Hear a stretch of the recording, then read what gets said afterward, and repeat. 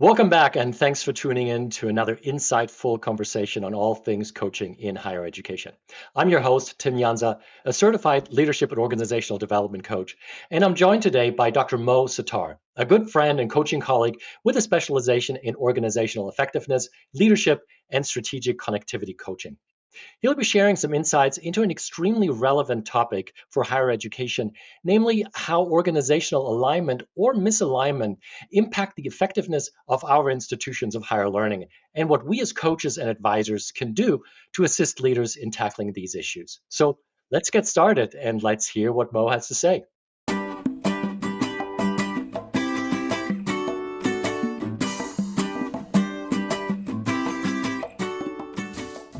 Welcome to the program, Mo. It's great to have you on. Great to see you again, Tim. It's always a pleasure, talking to you. So I look forward to today. So, Mo, first off, I have to thank you because our conversation on alignment a few months ago was really the spark that made me decide to start this podcast in the first place. So, you may honorably consider yourself the grandfather of this show, so to speak, which I think is extra appropriate because you recently actually became a grandparent. So, congratulations on the Exactly. birth of your Thank you. granddaughter. Well, thanks for that compliment. Yeah, appreciate that. So, Mo, I'm not sure what some of our listeners and viewers may think, but when most of us hear the word alignment, our thoughts may first go to their car tires and how misalignment can cause some major problems down and on the road. And since we're talking about higher ed and organizational advisory services, would you mind sharing with us a little bit what alignment means to you, especially given the many functional and disciplinary silos at most of our institutions, and why alignment is important? No, I think that's a great question, Tim. And I think, as you know, I mean, I'm associated with higher ed and also do coaching in the profit world for the management. And so, even based on the research done by McKinsey, so on, that companies or organizations, typically do a pretty good job creating a strategy, where they want to go, and that will depend upon the industry. Obviously, higher ed's got their own, external factors, and then but the challenge comes in. So they create a strategy or where they want to go, and they have some hopeful expected results where they want to get to, and more often than not, I've found, be higher ed or whatever, that the reason people do not get to what the desired goals are is they really don't get fully aligned internally. It's much easier if it is a one person idea. If I want to have a goal and if I want to go do something, I just have to align myself. But I think the challenge comes in is when you are multifunctional. I mean, be in any organization, you got marketing, you got sales, you got operations, engineering. And in higher ed, you got all the elements all the way from admissions to, to registrar to academic. And even within academic, you got schools, and so if everybody is not on the same page, then it becomes very, very difficult. Typically the team will go through what I like to call a honeymoon process, or in the world of management science, it's called, team is forming, and but very quickly, within a month or so, they get into a storming phase. Why? Because everybody is not on the same page. But the unfortunate part I see is that storming is not that visible. Some people may, depending on their personality, may come across pretty assertive, but a lot of people basically gonna say, oh, whatever. And I think that passive resistance is that really puts the slow down the progress, and eventually you get frustrated, you don't get anything done. So for me, when I talk about alignment, as part of my process, I look at the two elements of alignment. One is how are you aligned in terms of your natural styles and traits. For example, I think tool that you and I are both very familiar with that I use is the disc, where I can have everybody in the team, leadership team, do the individual discs so they understand what is driving them, their awareness. And then the second piece really comes down to is to see how they are mapped on the circle or the circumplex. And so they kind of start to see where they are and and what part of the circle they are compared to each other. So that is first level of alignment in terms of how are we as a team aligned. For example, people that are more on the I quadrant, they're more comfortable with creating ideas.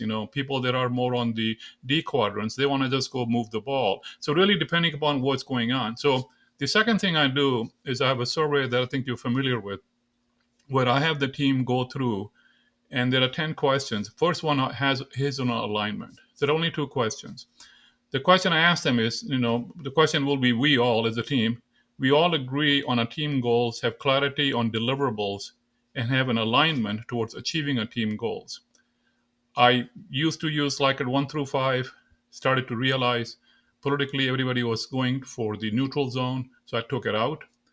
Yeah, I just do either you got to, just 1 through 4 with no neutral. And then the second question I ask is a team, do we know how to move forward?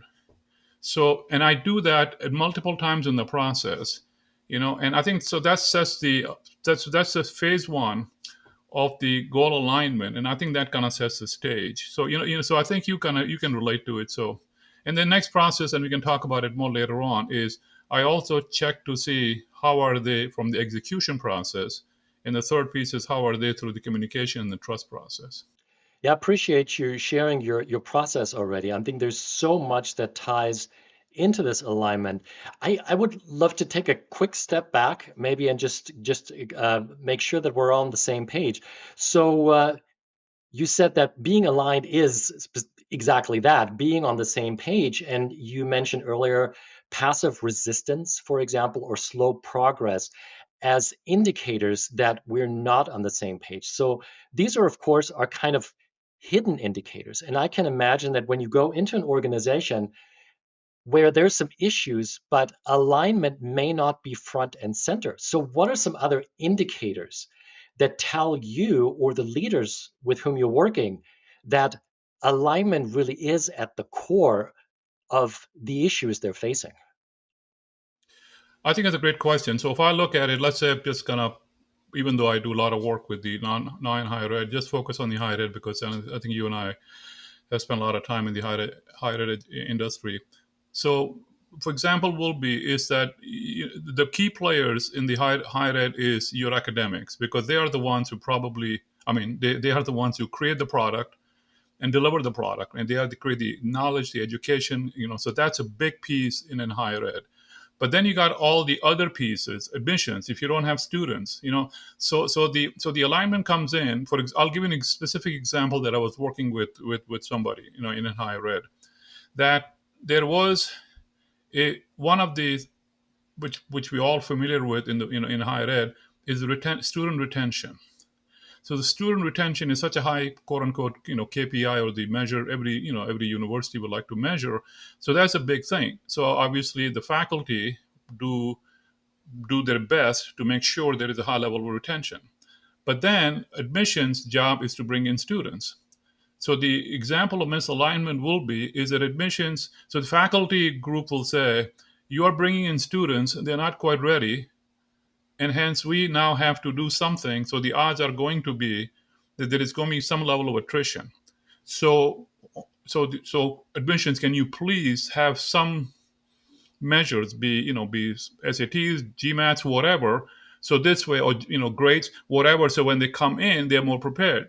But for admission side, if their goal is to bring X number of students, so that's where so that would be an example of a misalignment, that the two parties are not quite on the same page, and they continue to quote unquote complain about each other, and that misalignment will then continue. That's an example, kind of on the alignment. So if that makes sense to you, Tim. That makes perfect sense. And we talk about silos in higher education so much. And I think the problem in higher ed, well, problem or challenge, let's call it that, is that unlike a for-profit business that produces something, I think the product, the output and the outcome at a higher ed institution is so poorly defined because a lot of times people say, well, it's education, it's educating people, but what does that actually really mean?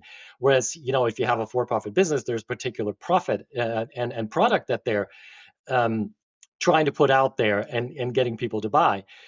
So when you talk to faculty, when you talk to staff, you talk to administrators, even talking to administrators and staff at different levels, you ask them, what is it that we're doing? What is the main KPI that drives your work? You're going to get a bunch of different answers from a bunch of different people. So I think it's one of the big problems that goals are simply not in alignment. But one of the things, Mo, that strikes me, it seems like communication is really at the center of all this. Am I reading this correctly? Absolutely. I'll give you another example. I was working, with a client, and so if you can imagine, let's say the head of academics, be a VP of academics or provost, depending on the title, and and also even to say a VP of advancements, just using that as an example. So one of the exercises I had him do was to say that, how do you support each other in your goals? For example, advancement people would always complain, I wish we can get some more help from faculty to come with us or do this or do that. And this way we can kind of create, be kind of connect with the donors. So by putting those two groups and kind of ask them to ask, I would say to the groups, each one of them, if you had a magic wand, and if you had three wishes, what would you like you from the other group that can help you achieve your mission, and vice versa? And so that is an example of kind of focusing the communication, but more at a tangible level, what that is. For example, same exercise I would do with admissions and academics, to say, okay, what are the three, if you had a magic wand, admissions, what are the three things you want from academics, and academics, what do you want from admissions? So I think, rather than just saying that, oh, we are disconnected, well, what are you disconnected?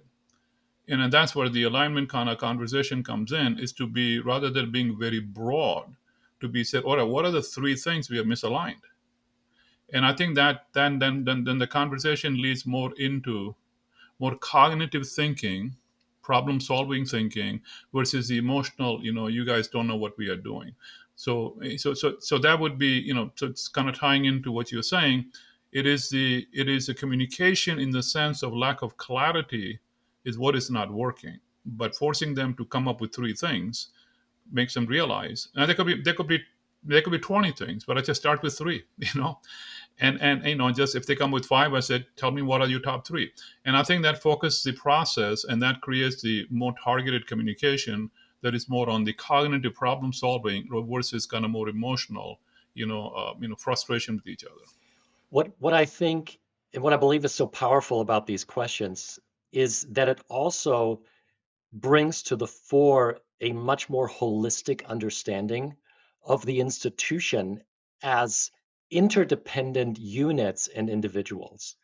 Because you're asking, what do you need from each other to reach your goals? And I think a lot of people, especially in higher ed, they're so used to their unit, whether it's their department, their service unit, whatever, to kind of work in isolation and relatively independently and in with autonomy, that sometimes our leaders just need to be reminded that no, you are not completely autonomous.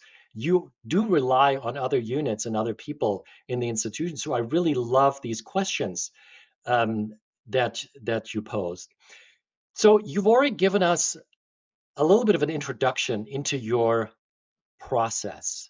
You mentioned, for example, the DISC assessment as one way of establishing mutual understanding, but also starting the process of people understanding their own needs, but also what other folks need who are involved in this. And Yuri talked about creating clarity on the deliverables and also on how to best move forward. So maybe you can give us a little bit more of an insight in your process. Like, what are some of the individual and additional steps that you're using to help your clients generate this clarity on how to move forward and how to execute on their plans? Yeah. So before I do that, one of the things, just as a coach, and again, for other coaches listening, and I'm sure they probably have similar thoughts, is that initially, when I became a coach, a few years ago, I struggled with, how do I convince somebody that I'm bringing value? And what I found, and again, partly, and I think on the disc, I'm more on the CD side, so I'm more analytical. What I found is that, and again, all my clients, be in profit or nonprofit, really like something tangible. Rather than having a very holistic conversation, especially in the higher ed world, because they're not used to hiring coaches, they're used to hiring consultants to figure out the strategy and what we're going to do with AI and all that good stuff. But they're not used to hiring quote unquote coaches to help the leaders, at any level, be a dean or program directors or whatever. So one of the reasons I created a process is to be able to provide, and I think you have seen my process, Tim.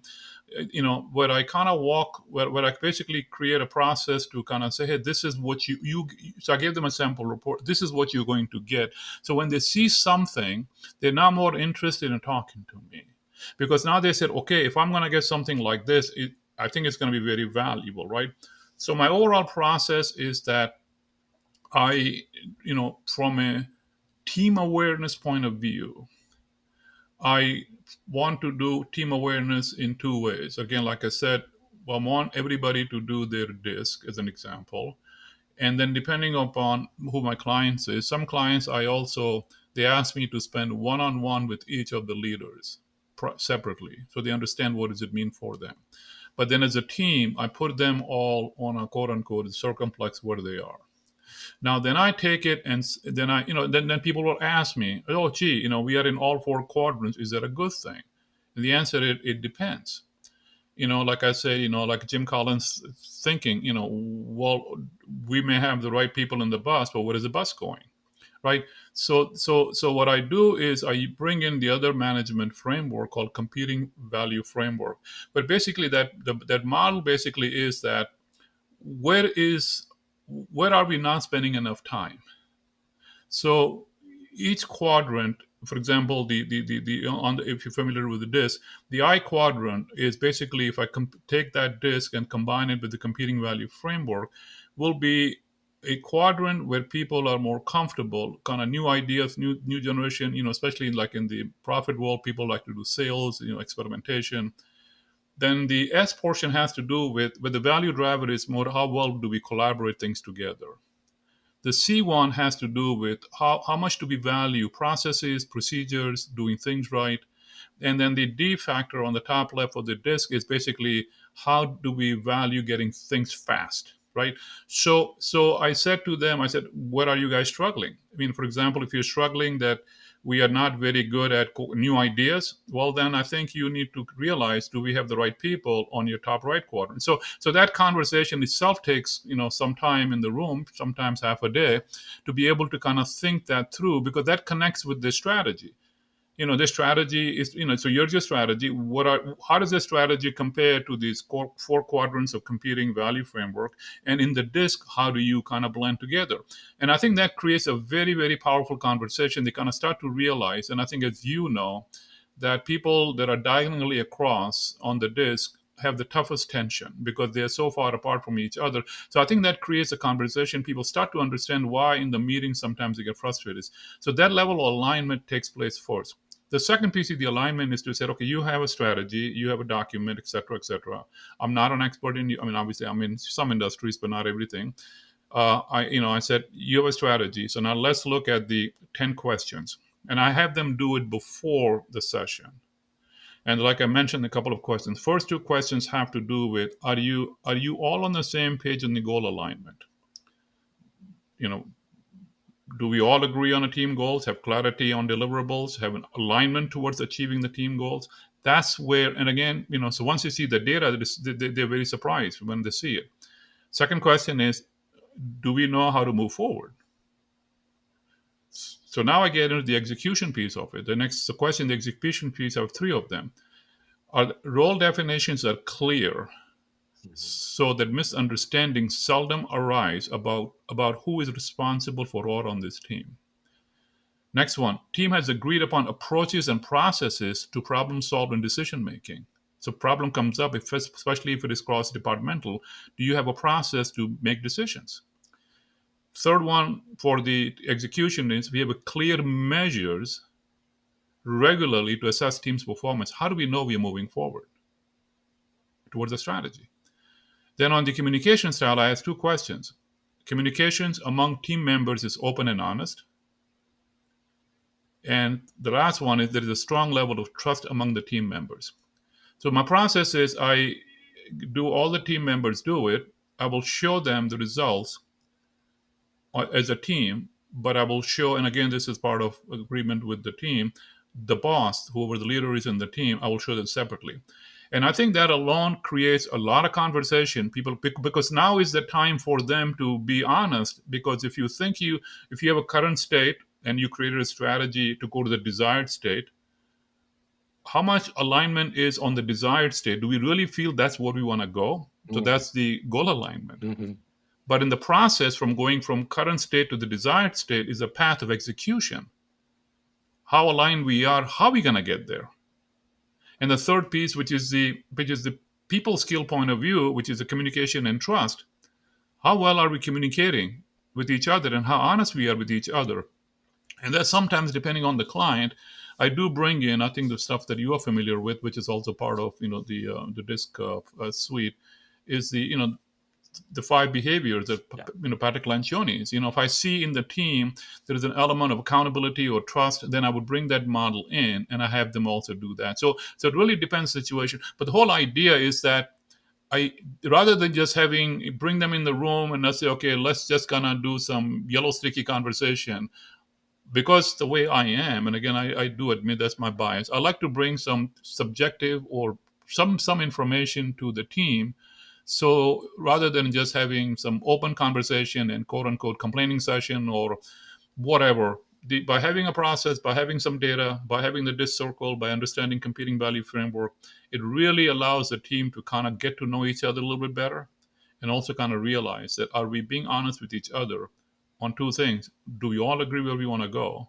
Because if we do, then we got to go there. If not, let's talk about it. Let's fix where we want to go, the goal alignment, right? Once we have done that, then the process is how do we get there, which is the execution piece. And then the third piece is, are we ready to really work with each other? So now, so let's say this is taking place, if you can visualize it. So then the next thing comes to say, okay, obviously we need to do some kind of a transformation, in the sense of current state where we are to the desired state. So that's what I use framework that I like a lot, ProSci, change management, ADKAR. And I kind of walk them through that tool in the session, and kind of say, okay, so the ADKAR model basically is that, A is for the awareness. What is that we really want to do? D is for the desire. Do we know why we want to do this? And it gets very, very interesting when I focus on the why. Because if everybody on the same page is not on the why, then we want to at least have a conversation. Now, in the real world, everybody does not agree to everything, but at least conceptually understand why are we doing it. Once they agree on what it is and why we want to do it, in terms of goal setting, then comes do we have the knowledge and the skills to do it? And then that's where who can do what. That's where we can, quote unquote, see. And once you have the knowledge and skills to do it, and then we transition into is the A part of the ability is going to be is, how are we going to take the knowledge into application? For example, I can watch all the videos in the world of how to play golf. So I have a knowledge, but do I know how to play yet? Not till I go and apply it, right? So I think, and then I would always stop and ask every time and said, okay, how do you know you're moving forward? And I think that stops people on their tracks. Oh, yeah. It's how do you know you're going to move? How are you going to track progress? Because that allows them to kind of rewind and say, do we really know how we're going to do it? Because if we can't measure progress, then how do I know what I am doing is really working? So I think those conversations, by using some kind of a framework rather than just open-ended conversation, it really helps. Then I use, I'm sure you're familiar with the 6 thinking hats. Mm-hmm. The reason I use 6 thinking hat is we all have a tendency, and especially with the DISC chart, I can see people's personality. We have a tendency to either be too out of the box and not focus, or we get in the point of worrying about, hey, do we know how to do it? So the reason like 6 thinking hat is I basically said we are going through the process. Now I combine the yellow and green hat because there's not a lot of, difference between the two. So I said for the next 1 hour, we are not going to worry about how we're going to do it. We're not going to worry about all the things that can go wrong. We will do that. So I explain them what the model is. So the green hat, yellow hat conversation, they basically do all that stuff. So now that we have done that, now we go into the white hat and the blue hat combo. That's where we're going to take the stuff that we have come up with, a bunch of ideas, and kind of bring it down to what is more doable. And then we're going to sit back and we can say, okay, let's be gloom and doom. What can go wrong? But don't do that till we have the ideas, we have kind of connected the dots. So, and then it goes back and forth, and so that allows them to kind of feel comfortable. So now that process takes place, and now we have some ideas they're going to move forward. So now we're going to say, okay, how are you going to prioritize it? Because the tendency will be, as each departmental head wants to do their own thing, but we are here as a team. So the process I use is basically that you take all the ideas and don't think about how yet, but prioritize it. For example, let's say you said, I am going to implement this software or system, or I'm going to hire somebody. You had in the beginning of the session, you guys have identified where you want to go. I said, suppose you have a magic wand and you can make this happen right now, whatever that thing is. Will that move the needle on your end goal? Yeah. If the answer is yes, then it's a high probability impact, right? So I think, and then once they've done with that list, then I said, okay, let's talk about the feasibility. High impact, but how feasible it is today. So the combination of high impact and feasibility helps them at a team level, at the institution level, prioritize. So if we agree in the beginning of the conversation, we all agree on our goals. We agree how we're going to get there. We have come up with these ideas. We're going to test the ideas to see if it affects our goal, and we're going to prioritize it. And the last column is going to be, do we have the skills and the resources to do it? And I think that process kind of keeps them engaged, and also keeps them kind of very, they get something out of it. Mo, this is really fascinating for me because we learn about all these frameworks and all these kind of theoretical concepts of how groups and teams can approach any kind of collaboration, transformation, and so forth. So what you're providing us is a real life, very actionable application of some of these frameworks and constructs. So I mean, you talked about the 6 thinking hats, which are really powerful working with teams. I've done that a couple of times too, is when you're forcing people to think differently than they instinctively would. You mentioned the ADKAR model, and of course you mentioned the DISC. As you know, I'm also Wiley Everything DISC certified, so for me that really speaks to me. And one thing that I wrote down here on my notes is, of course, we talk a lot about teams, but I think it's worth reminding our listeners and viewers that, especially in higher education, a lot of times we're not actually dealing with interdependent teams or team members. We're actually dealing with working groups, with people who kind of have the same area, scope of responsibility, but their individual focus is on different parts of the organization. So kind of a shared services model. And this kind of approach, I believe, is super powerful because it shifts the thinking from group thinking to more of a team thinking. Because my responsibilities, let's say, for example, I'm in admin services, I do financial and budget administration or something like that. Let's just look at the staff side. My focus is on STEM departments. And then I have a colleague who basically does the same thing, but works mostly in the humanities. Our goals may be different, but this approach really helps us focus on finding a common ground and saying, yeah, but what we do, our approach, there are areas of alignment where we need to work together with our other colleagues to make this happen. So I really appreciate you bringing this up. And another thing that you said at the very beginning of the last part is there are advantages to having a coach come in rather traditionally a consultant. And one term I've started using quite a bit is that of the competent outsider. And I mean, bringing outside advisory into an organization, that's nothing new. But I think in higher ed in particular is the competence part.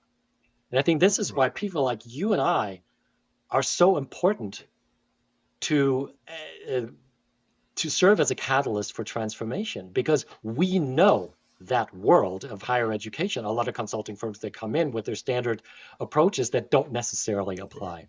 So, and then the last point I wanted to make here is this idea of agreeing on the why. That, of course, is super powerful because if we don't really know why we're doing what we're doing and how the why strategically integrates not with our own unit but with the institution as a whole, that is super super important. So thank you for bringing all this up. So Mo, to start wrapping things up, um, I'm wondering when you would give, or if you were to give some advice to coaches and consultants perhaps who are helping higher ed clients uh, assist leaders in creating alignment and tackling alignment challenges, what advice would you give to those individuals? But I think, knowing higher ed, and I'm still associated, in higher ed. I'm a dean for American University of Greece in global campus. And for the last 20 years, I've been hired at, before that, 25 years, I was in corporate America. And I think one of the things that I feel for any one of us as coaches is to be able to provide value that the institution is looking for. And I think recognizing that the institution, especially not maybe the Harvards and the Yales of the world have all the students they can get, but for a lot of the universities, there's a lot of challenges there. So I think understanding what they're dealing with, there is also element that is very unique that I think you and I've talked about it, and understanding the role of academics. For example, because that's where the what I like to call the individual motivational piece comes in. And I was a faculty for a long time, and I think that one of the things why faculty like to be faculties is there's some level of autonomy because they know what they want to do. And all of a sudden, if the top management says we're going to take away all your autonomy, and all of a sudden you're not going to be able to offer this concentration or that concentration, and so that people start to, because for faculty and for chairs, even at some level for some deans, it really is their little babies that they've created all along, and now you're taking it away now. But the external factors may require that we need to consolidate the concentration or offer less whatever, so that's where making sure that the upper management, the leaders, the presidents of the in the institution understand, if the president has not gone through their career in higher, in the academic side, they may not understand this unique motivational thing that drives faculty. They're very knowledgeable. That's their product. That's their baby. You want to take it away without explaining to them why are you doing it. So to me, having that conversation, if you want to take a big chunk of your institution to move in the same page, i.e., aligned with the goal and the process, that does require conversation and understanding, and including the right people. To the things have changed outside and will continue to change outside, so we may have to quote unquote sacrifice some of what we have been holding on to. So I think my recommendation to any coach will be recognized from the senior level percent, from the boardroom. They are dealing with budget issues, and they're dealing with all the other things going on right now in our country. And then the faculty has got a different lens. So our coach is to be able to help them, at least start to make this lens kind of align as much as possible. So if we can do that, I think then we can provide value to the institution, because everybody wants to, obviously continue to progress. The question is, are we progressing and quote unquote rowing collectively in the same directions, or are we kind of, not rowing in and just kind of making the boat kind of spin around? So there's a holistic thinking aspect to it. There's empathy involved here. There is bridging gaps. And I think when you have a skilled coach or consultant coming in to a higher ed environment, just being cognizant of these divisions of different goals, different priorities, of how different units think, of how different groups of employees, whether it's faculty, staff, administrators at different Right. levels, think that's super important.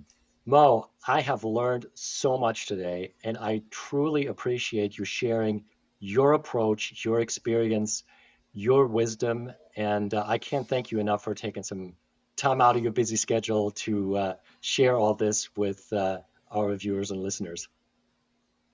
No, thank you, Tim. I mean, you and I are good friends and colleagues as we know each other a lot. So thank you for having this conversation, and I really appreciate the opportunity. So thank you.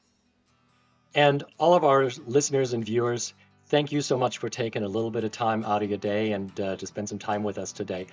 If you enjoyed today's episode, please, as always, click the like button and subscribe to this channel. And if you would like to know a little bit more about our guest, about the topic, and about the podcast series in general, please go to the companion website, which is higheredcoaching.us or leadershipimagined.com/podcast. See you soon. And in the meantime, please keep making a difference, one client and one conversation at a time. Take care.